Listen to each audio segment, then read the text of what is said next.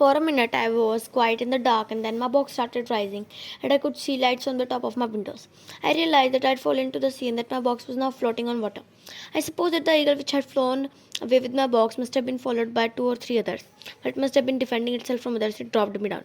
I owed my thanks to the queen and carpenter who had made such a strong box of iron sheets and angles. Had the box not been that strong, I would not have survived such a great fall. The windows were so tightly fixed with hinges that no water leaked inside. With great difficulty, I stood on the hammock and opened the board on the ceiling to let in some fresh air. Within an hour, I was far off from my dear nurse.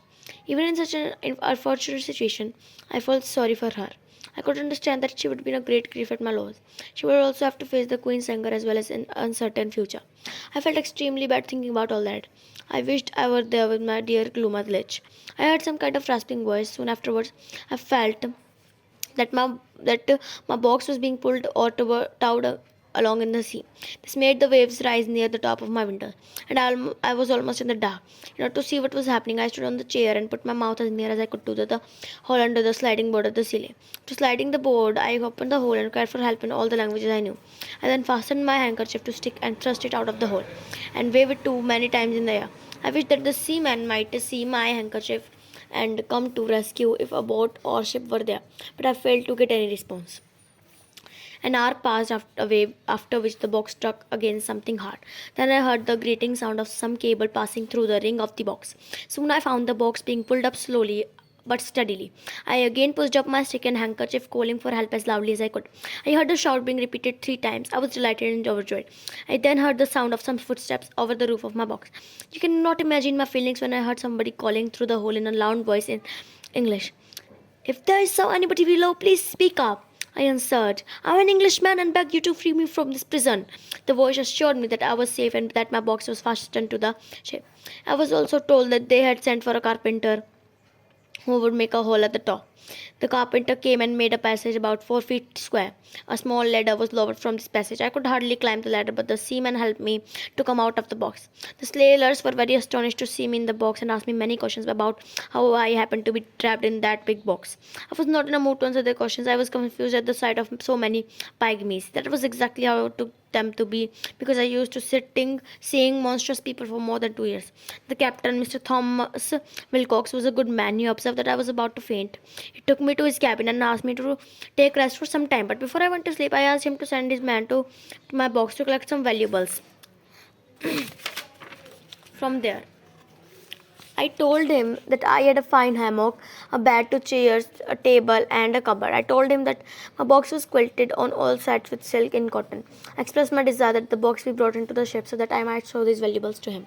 The captain, on hearing me talk like that, and thought I had gone mad. The captain was all confused as why the box must contain those things. But anyway, he advised me to go to sleep and not to worry about the box and its contents. However, he went to the deck and ordered his men to do as I desired. But those ignorant sailors made a mess of everything. They caused a lot of damage to the things. The furniture was spoiled as it was screwed to the floor, and they tore it forcefully. They stripped off the quilting and knocked off some of the boards for their own use. After doing all the damage, they dropped the box into the sea. I slept for some hours, but remained disturbed with the dreams of the place I had left and the dangers I had escaped from. It was now 8 o'clock at night. The captain ordered dinner as he thought that I must be very hungry, and entertained me with great kindness.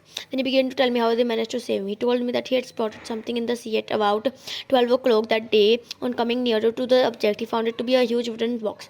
He sent his men to see what it was. They came back frightened and said it had been a swimming house. He laughed at them and went to see it for himself. He asked his men to take some strong cables along with them. He saw the strange box with windows and the wire lattices that shielded the windows. He then ordered his men to tow the box towards the ship. When they reached the ship, he asked his man to fasten another cable to the ring of the top of the box and to lift the box with pulleys. Then the sailors saw my stick and handkerchief there and could make out some unfortunate man was entrapped inside. I asked the captain if he or any sailor had seen some huge birds in the air about the time they first discovered me. Thereupon the captain said that he had discussed the matter with the sailors while I was sleeping. One of them said that he had seen 3 eagles flying towards the north, but he had nothing to say about their being abnormally big. I believed they must have seen them flying very high in the sky, and therefore they could not have guessed their size. The captain was very eager to know about me, wanted to know why and how I was entrapped in that strange box. He even thought I must be a criminal caught by a prince of some country and mentioned that matter. If that was the case, he promised to land me safely at the next port. He told me that he found my behavior very odd and awkward. He also pointed out that I spoke in a very loud voice. While having food, I kept staring at the dishes, which looked funny. He was anxious to know about my past. At last, I began to narrate my story, but begged him to listen to me with patience. Then I narrated everything to him from the beginning to the end. I showed him some of the things I'd made cupboard which I had collected when I was in Broadbingnag. There was a comb I had made from the hair of the king's beard, some needles and pins, each of which was a foot to a yard long. I also showed him a gold ring that the queen had one day taken off her little finger and thrown over my head like a collar. I then asked him to see the trousers I was wearing. It was made of a mouse skin. The captain, who was an honest and learned person, was somehow convinced about what I said, but he wondered why I spoke so loudly and asked me whether the king or the queen of that country was hard of hearing. I told him that I had been used to speaking loudly for the last 2 years. In that country, I would not have heard if I spoke in my normal voice. The captain was satisfied with that explanation. He further asked me why I was staring at the dishes when the food was served.